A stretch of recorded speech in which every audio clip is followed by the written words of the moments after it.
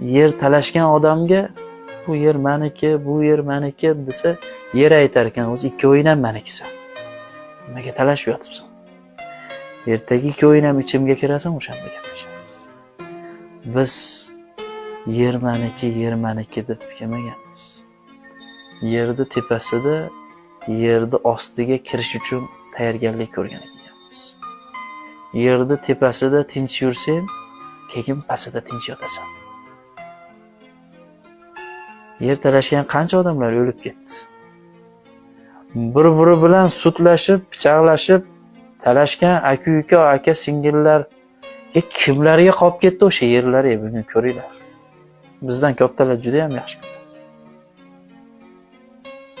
Qaysi farzandlarga qolib ketdi? Qaysi bir haqiga duo qilyapti?